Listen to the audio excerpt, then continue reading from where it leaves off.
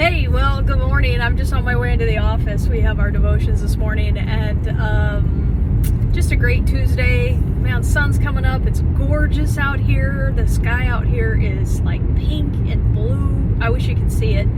But I was just thinking this morning, I've just been, man, so many TikToks, so many articles right now on people deconstructing their faith. And, you know, for the most part, I get it. After I read the article and I watch the TikTok, I realize that I don't know so much if people are deconstructing their faith as they're deconstructing the culture or the negative culture, the abusive culture, church culture they found themselves in. And I begin to think of you guys, my friends who are in ministry. One of my friends, Robert Douglas, he constantly talks about one thing, and he talks about it over and over and over again, and that's finishing well. How do you finish well?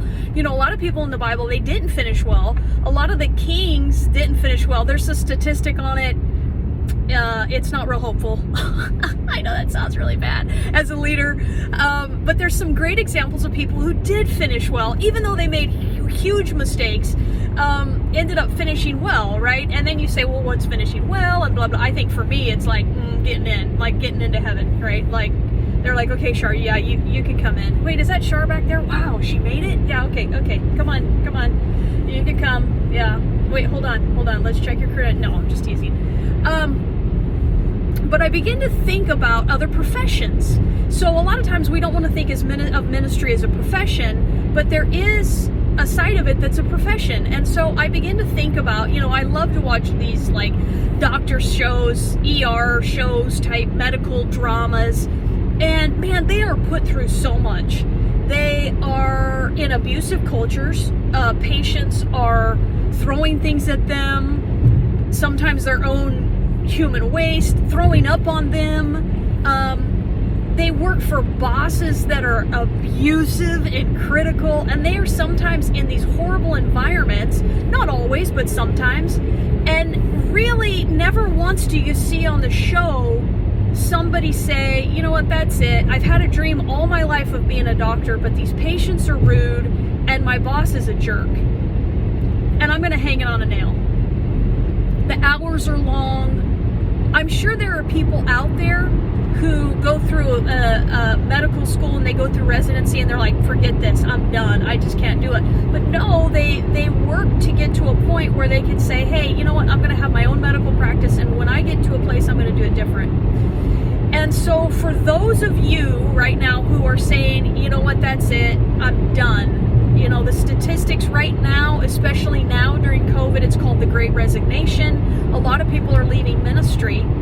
But I want to challenge you, don't leave ministry just because maybe you work for or work with someone who's abusive. Maybe you found yourself in an abusive environment, somewhere that's toxic and it's not healthy for you. I would just say, pray, ask God to say, God, is there a way of escape? You know, do I need to quit? Do I need to get out of this toxic culture? What am I supposed to learn from this culture? Because you are having to learn something. Every toxic culture I was ever a part of, there were times I wanted to run and I wanted to escape, and God was like, oh, no, you have to learn the lessons here of how not to be that person. So I have you here for a reason, and the reason is how not to be like that. And so as I grew in my leadership, I was trained, oh, wait a second, I remember when that person did that to me. I don't ever want to do that to people. I don't ever want to control people to that degree, because I remember how it felt to be controlled like that, and it was manipulative, and it was horrible, and it didn't leave me feeling closer to Jesus. It left me feeling really far away from His presence. So I just want to encourage you today, learn the lesson where you're at. Say, God, help me learn the lesson so I can get out of here.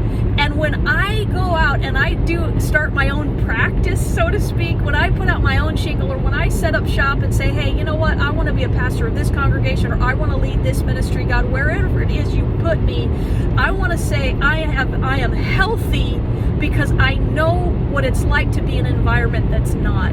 So please today, don't deconstruct your faith. Deconstruct the culture you're in and see what it is that you can learn. I hope this has been inspirational for you. For those of you who are deconstructing your faith, here's the deal. God has big shoulders, and He can take whatever questions that you have of Him. I know, man, I remember somebody told me a long time ago, if you haven't shaken your fist at God, you truly don't know Him. And that's the truth. He's got big shoulders. He can handle it. He loves you so much.